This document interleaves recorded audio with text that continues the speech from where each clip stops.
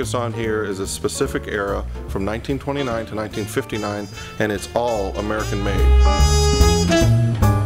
So every car you see in here is American steel, and it was built by manufacturers in America by Americans, and a lot of the times we feel like our history is getting lost a little bit.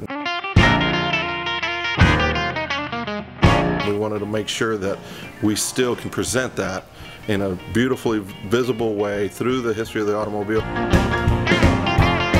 When you look at the automobile industry, first place the car itself and the people that drove them and the kind you had when you were a kid and that your dad drove and the first car you ever dated in and all that sort of stuff, those are all the kind of comments that people have when they go through the museum because they all relate to something. The design work on those 30s and 40s and 50s cars were just geniuses. They all have a story to me because of how I got them or something I knew about them or something I knew about the designer or the owner.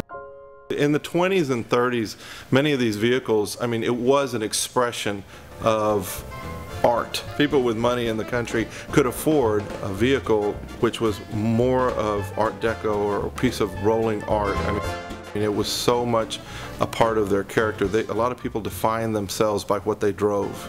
You had everything from Model A's going down the road, and at the same time you could be passed by a Duesenberg. And a Duesenberg back in the 20s and 30s could cost as much as $20,000. The Queen of Diamonds. The Queen of Diamonds Duesenberg is probably one of the fanciest cars we have here in the sense that it was a Duesenberg, which is, in case you didn't know, the term "it's a doozy" comes from.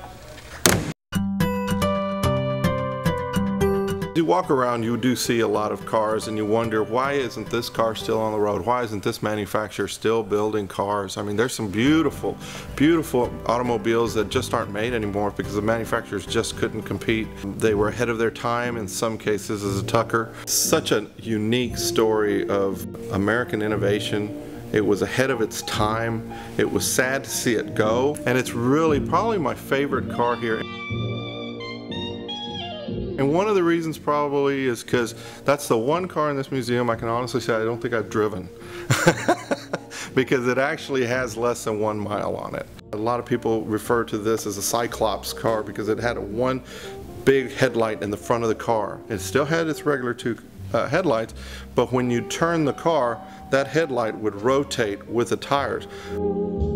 Quinn, an attorney in Houston and a car collector, had made him an offer on it, and he had it down in his collection, and Curtis said, you know, he said, if you match that offer, he said, I'd much rather sell it to you, I just hate lawyers. We have a few cars here that have been unmolested except for maybe tires. It's original paint, original interior, original engine. They run beautifully, they look gorgeous. They have a little patina to them, but that's because of the age. They're only original once. And when you can find them and they look beautiful, you talk about a car that speaks to you. That one is like stepping back in time because that is exactly how it was built at the factory. You really don't have a favorite car. Your favorite car is the one you're driving at the time.